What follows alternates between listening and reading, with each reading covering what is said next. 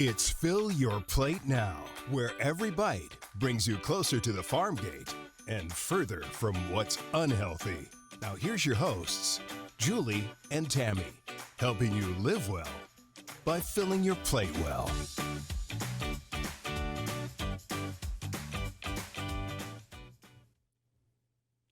Well, happy Fill Your Plate Now Day. I think I'm going to start saying that, Tammy. And, you know, we're... Every day's Fill Your Plate Now Day, right? Every day, yeah, exactly. So we're actually doing another local-focused show, but this time it's local beef, and it's with one of our ranchers. So we're quite excited about this. And our guest today is Wyatt Ross. He is a generational farm and ranch family. Yeah, and dairy. Can't forget about dairy. Yeah. I mean, you guys are Don't covering forget the dairy. Yeah. Basically, you're filling our plates. Yeah. Getting pretty close, yeah. We just need to do fruits and veggies, and I think we'd get almost the whole plate. But We'd have There the you whole go. gamut. There you Beef go. is always on our plate. So Yeah. I'm Yes. excited for today. Yes. yeah, So, again, a local rancher, and he's with Windmill Mountain Ranch. And Wyatt, we're just ready to ask you questions. So I want you, before we kind of get into what you do in terms of the direct market beef, I'd kind of like you to share with Tammy and I about your generational farm family. You know, you can go way back if you want. oh yeah. We'll go all the way back for a little bit, but Excellent.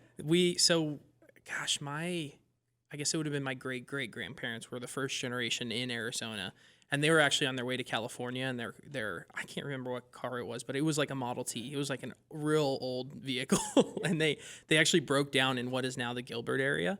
And they were just like, all right, I guess we're here for a little bit because we can't afford to fix anything and go all the way to California. So my great-grandpa then started buying a little bit of land and mainly farming cotton there in Gilbert, kind of in the Higley and Elliott area. And one thing led to another. He ended up getting quite a bit of farm ground, and then also with that, a ranch and then a dairy operation in the same year. So the dairy and ranch both started in '73, I believe. So and then ever since then, we've been in the ag space. So that makes you third generation. Oh, wait, Uh, fourth. So if you include the great grandpa, we say six. Oh, so okay. it goes back that far to farming and ranching. So yeah, it's been a long time. But once you get to that era, it's like everybody was farmers for like thousands of years before that. So I like to say we're multi generational. So. Yeah, That's amazing. that is amazing. And one of the other fun things I like to say is the Arizona Farm Bureau headquarters is right on Higley between Warner and Elliott. And when it was first built, it was nothing but farmland, and a lot of that land is the Morrison family. Yeah, the 4 silos right there. Yeah, Yep. that was the old feedlot, but yeah, it's Which that's become iconic, Mm-hmm. the 4 silos. And when people say the 4 silos in Gilbert, they know where it's at. yep. So, That's amazing. yeah.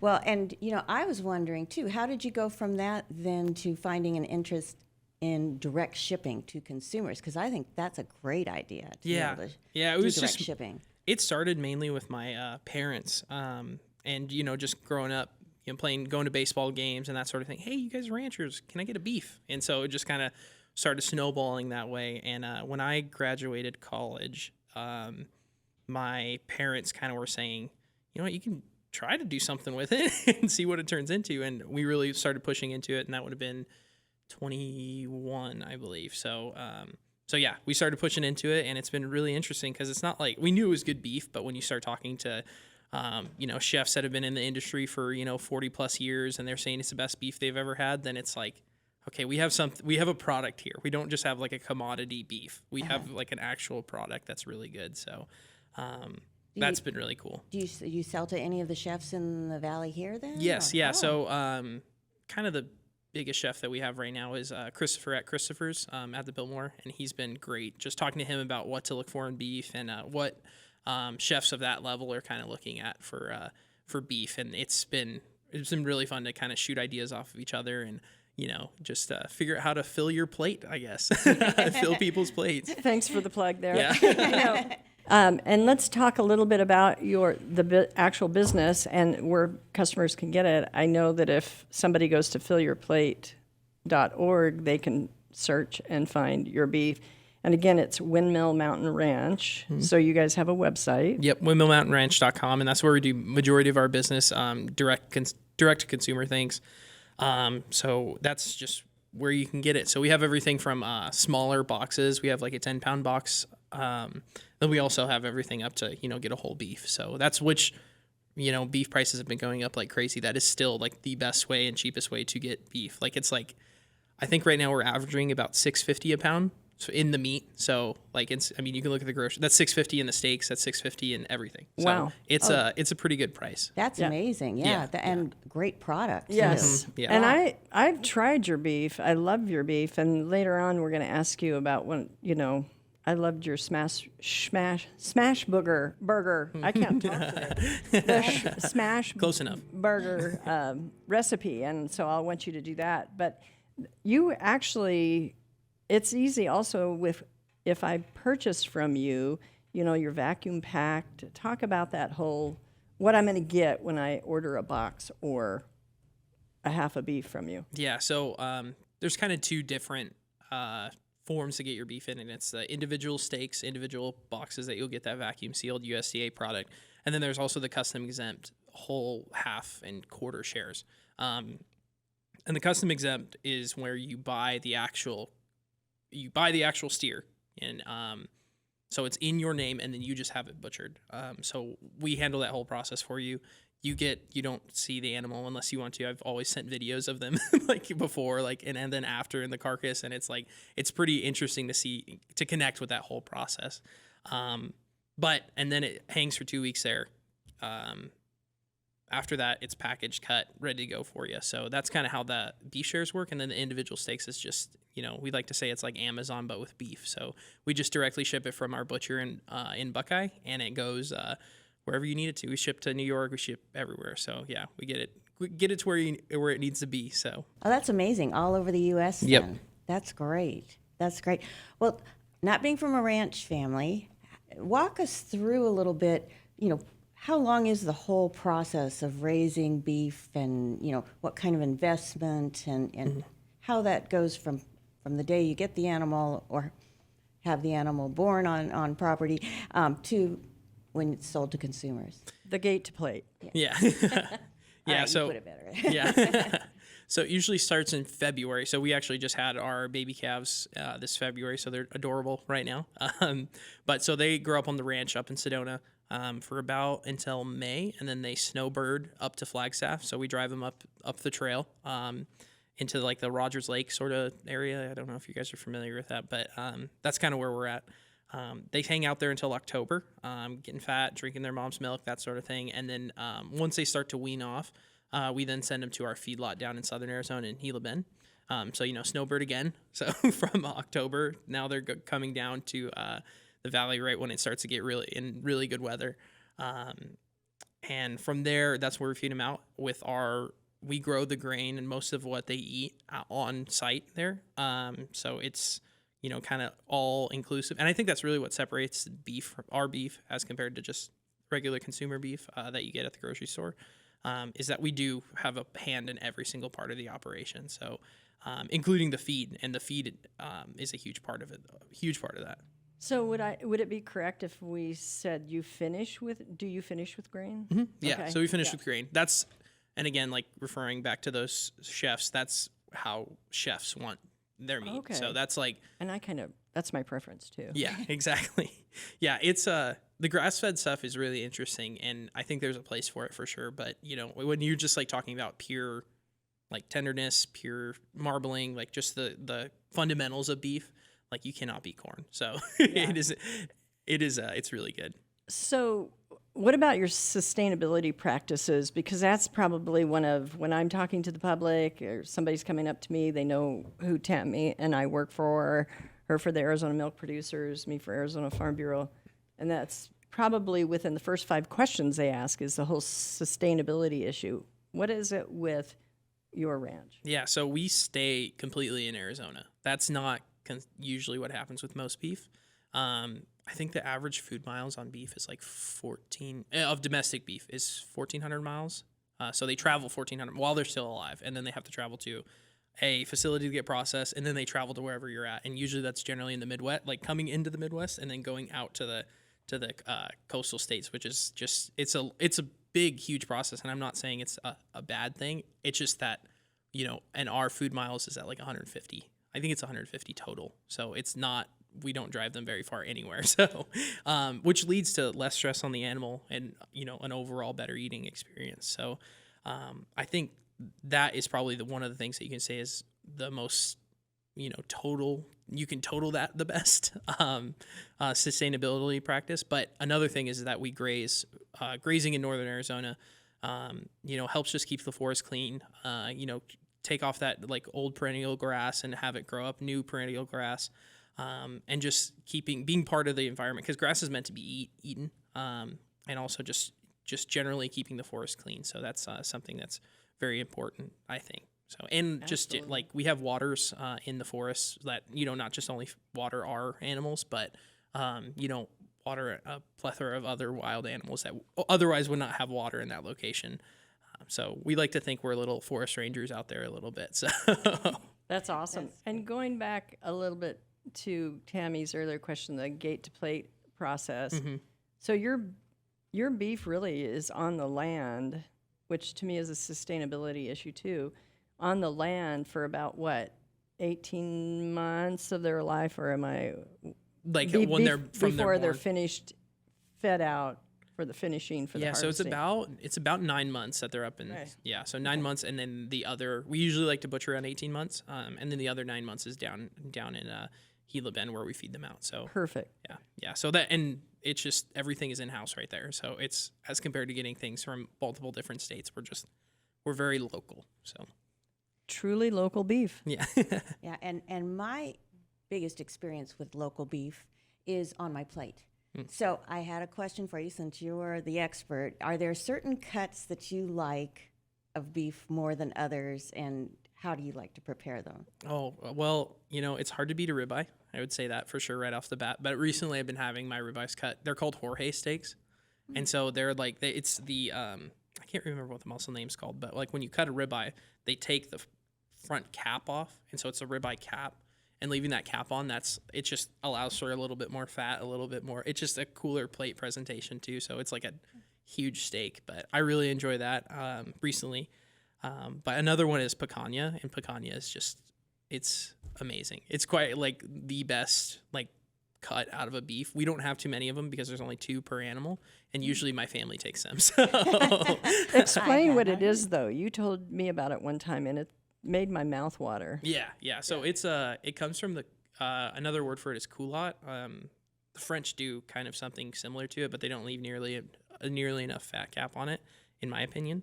And it's just essentially bottom sirloin roast, sort of, the best way that you can put it. And with that fat cap that comes along, and I guess just the general cooking process of it, is that you sear this, like it's about a 2 to 3 pound roast, and you sear it on the fat side down, sear the other side so you can lock all those juices in, and then you cut it into little steaks, and then sear both of those sides again. And then you cut it so that the fat cap that's on top is like a little finger, like on top of the fat cap. And it's like popcorn. It's like you just salt those little like fingers, and just oh my gosh, we just sit around the grill. Like it doesn't get to the table. We're filling the plate, but it's not getting to the table. So You're making me hungry right now. yeah, it's really good. I told you your mouth would water on that one. Yep. Well, and on that point, so are your customers buying more of the half a beef, or what's the split there? I would say right now we're mostly in restaurant and grocery store distribution right now. That's probably where the most our largest portion of beef is going to. But the last 15 years, it's definitely been quarters, halves, and wholes. So Okay. And that's the best way to order. In our opinion, it's the best. That is the best way to get beef. And is there a favorite cut or cuts with your customers as well? Not particularly. I think something that people don't really realize, that's like the most difference in quality that you'll taste from just like regular grocery store beef, which sounds like I keep bagging on regular grocery store beef, but there's a place for everything for sure. But that grocery store beef as compared to like just ground beef from us, that's where you see the difference in quality the most. And I think that's whenever I get a text after somebody gets it, it's like, man, that ground beef is good. What do you guys do to it? I'm like, nothing, just how we've always done it, prior to, 50 years ago, 50, 60 years ago. It's been like that forever. So. And do the restaurants order a variety of cuts, or do they have a special cut they generally like? Not particularly, because every place is different. Every chef is different. How they want it cut, it's different. So it's kind of fun to talk to them through that process of like, okay, how do you want, and because they're used to like going to, a larger distributor, and it's kind of like, this is what you get. Here's our menu. You can pick out what you want. But when you really give them the keys to say, hey, how do you want this? Like, how exactly do you want this ribeye roast cut? How exactly do you want much more personalized? Exactly. So like. it's, and they get to talk with our butcher and figure out exactly what they want, and they usually they're extremely happy with it. So. And Julie mentioned too something about a smash burger. I'm not familiar. You said it right the first time. I'm so proud of you. Did I? I did not. Oh, wait, I'll mess up somewhere down the road. Yeah, don't worry about it. What is a smash burger? So a smash burger, it's I guess what you start with is just a ball, about a 3/4 pound sized ball of ground beef. And you should do it on a griddle. You can do it in a pan, but a large griddle is the best way to do it. And you throw that ball down and salt. Like, when you throw it down, then you salt. Usually just do salt. Like, you can do whatever you want. Like, I'm not trying to tell you what to do. I'm not a chef or anything, but but I just salt it to let that beef flavor usually shine through. And then I slice white onions, generally, like as thin as you can go. Usually on like a mandolin is the best way to do it. And like paper thin, like wispy sort of, and put it on top of the ball, and then you smash that with. I use a 12-inch cast iron skillet to smash it down usually, and just try to get it as thin as possible. And it sears very quickly, and it's like usually one side's done in 90 seconds maybe. And the easiest way to tell that is when you start to see the hemoglobin start to bubble. So that's like, people always say it's blood. It's not blood. It's the leftover of blood. But so, and then after you see that reddish stuff start to come up, that's when you flip it to the other side. And so your onions are now down, and then you throw a little thin slice of cheese on there, and then put it on a patty, and it is so good. Oh, Oklahoma burgers are what they're sometimes called. They're fantastic. You overdo it on the onions too. Oh, it sounds amazing. Yeah. Sounds amazing. Are we not hungry for beef right now? Always. Oh my gosh. And cheese. So we've got our dairy. So what else do we need besides good meat? I know. Exactly. We served beef a lot when our kids were little, and especially having girls. I mean, there's so much protein and iron in beef. It is such a great source, and it's so easily absorbable from beef that it was an important part of our meal then, and still is now. What I love to hear from nutritionists like you is it's nutrient dense, and you get so much in just that 3 to 5 ounces of beef that we forget. I would assume too, because you guys are local beef producers, Windmill Mountain Ranch, mentioning it again in case listeners want to go on and order. I'm assuming you probably hang the carcass longer than is typical in a grocery store? Yeah, so about 2 weeks. We usually hang for about 2 weeks, and that just, a lot of moisture evaporates off of a beef carcass, and that just allows for a better flavor, overall. So it's, I've heard people say it's like an oakier flavor, I guess, but I don't know if that's quite true. It's just a better beef flavor. It's like a more intense beef flavor, and it's excellent. And it's very basic, straightforward steps like that, especially when you're controlling your beef supply chain, so to speak, that allows for true flavor to come through. So it's neat to hear those stories. And my grandpa used to be the old local meat lockers, and he was adamant that it was never less than 14 days hanging. Yeah. So anyway, so now we're going to pivot to asking you about some of the typical challenges that you face as a rancher, and then how are you meeting those challenges, resolving them, fixing them, whatever. Yeah. So there's any public land, anything is really, because there's multiple different stakeholders in the place that you're grazing your animals. And so one of those stakeholders are lovely recreators. And, all for going up and hanging out in the woods every once in a while, but especially in the Sedona area, our forest is like getting destroyed. Like that's not hyperbole. It's like it's quite a bit of a mess up there.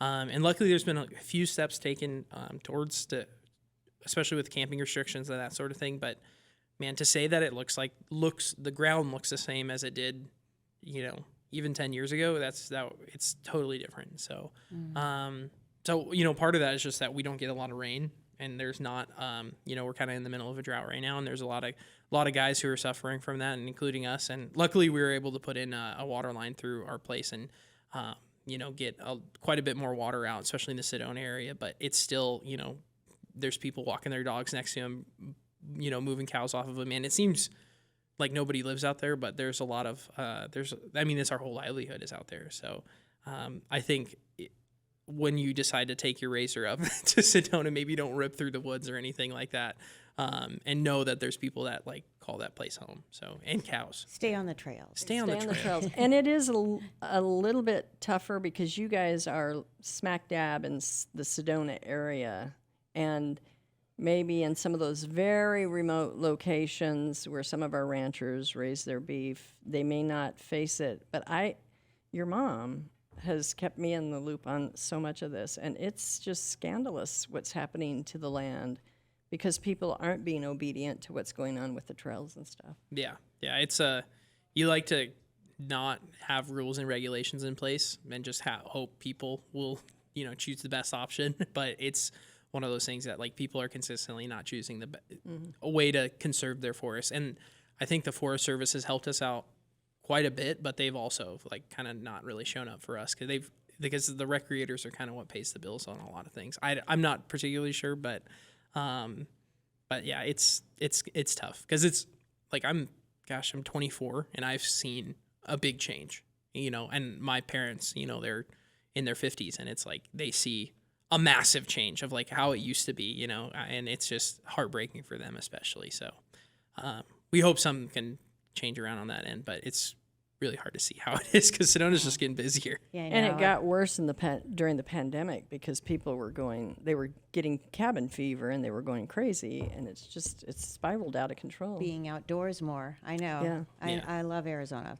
Such beautiful land. Yeah. Got to take care of it. Yep. And Julie and I always are trying to promote local in a lot of respects, and we talked a little about sustainability and that you're here locally. But what do you think our listeners would want to hear in terms of why they should buy local?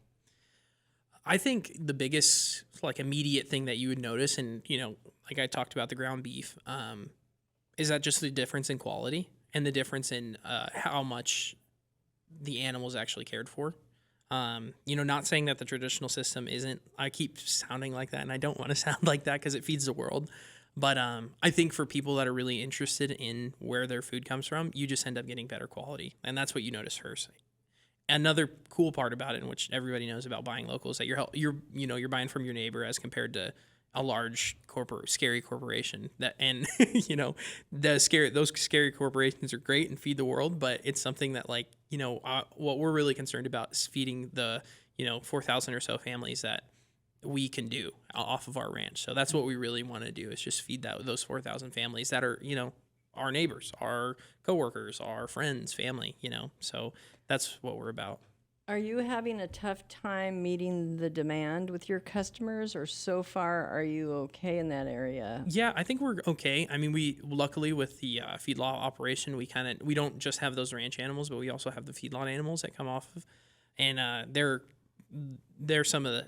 great animals too. But my heart's for those ranch animals, and they only come off once a year, so it's kind of trying to figure out what that rhythm looks like. To meet customers' demands. But some folks actually prefer the feedlot beef a lot better. So, and I would count myself as one of those, but yeah. Are you glad that you picked this? I mean, you are that next generation. Oh, yeah. We always feel blessed at, you at the Dairy Council and the Arizona Milk Producers and me for Arizona Farm Bureau when we see the up-and-comers like yourself, because the average farmer, according to the USDA, is anywhere from 57 to 61 years old. So we need you to come on. So I love that. So are you glad you picked this? And what are your surprises? For sure, yeah. I think it's really hard to not think about how important a job is, like feeding people, like being part of that system. Like even if it is just sending all our beef to JBS, it's still going to people to eat and enjoy. And I think that's something that's really, and especially I feel like the past like 3 or 4 years that we've been doing this, is I've really liked listening to like how people, oh, this is how this tastes. This is, oh, that's because we fed them this, you know, like, and making those connections like that is like, we're starting to develop. I think beef is just going to, you know, continue to taste better and keep continuing to do things. So, but yeah. And luckily with my family, we have 4 out of the 5 of my generation coming back to the farm. So, Oh, awesome. So yeah, we have a pretty good succession there with everybody coming back. So, you know, I know that's not the case for most farms, and my heart goes out to those people, but we're excited for their future and, you know, how we can keep feeding people for another few generations. So. Awesome. Yeah. Any surprises on this?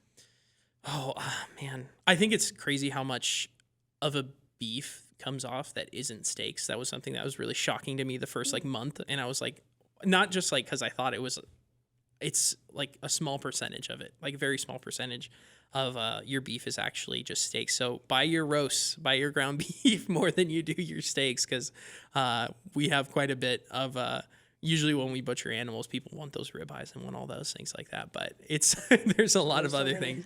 Yeah. Which luckily ground beef is also probably our best seller. So it's so keep buying that ground beef. That's great. And that's what I've had, and that's what I love. And I tried the smash burger, but I know I wasn't as sophisticated with it as you. Well, you have a ton of different cuts, and any tips for the listeners on best preparation of a few different cuts that are popular? I think kind of just to level up your especially cooking steaks and that sort of thing is to leave it out and let it get to room temperature. Okay. And then take it out of the bag, like leave it out so that a lot of that moisture evaporates off. And then before you cook, actually wipe your steak down before you get the moisture completely, like blot the moisture out. Yeah, get the moisture out, because when you throw it down for a sear, that steam that is created when you throw it down, it doesn't allow for that contact of the beef to actually get that sear and get that that browning mallard effect. So it's which is where a lot of the flavor comes from when you bite into a nice seared steak. Is that browning that happens on the steak. Oh, good to know. Yeah. Good to know. I didn't know that. Yeah. So the eternal question I always ask the ranchers: rare, medium, well done. Oh, What's gosh. your favorite?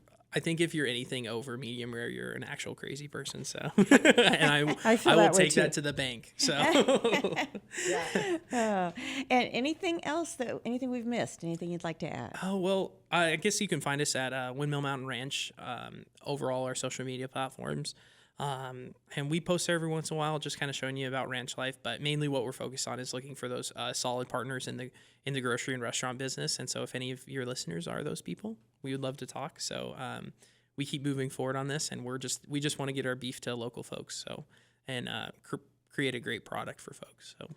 Wyatt, this has been great, and thank you for joining us, and thank you for being another one of those local beef producers. Just remember, for our listeners, you can actually source for local beef on fillyourplate.org, because we have a searchable database. But I'm telling you, everybody needs to try your beef, because I have, and it's amazing. Yeah, thank you. We appreciate it. Yeah, we work real hard on it. Thanks so much for being with us today. This was great. I Yeah. learned a lot today. That's amazing. Thanks so much. Yeah, thank you.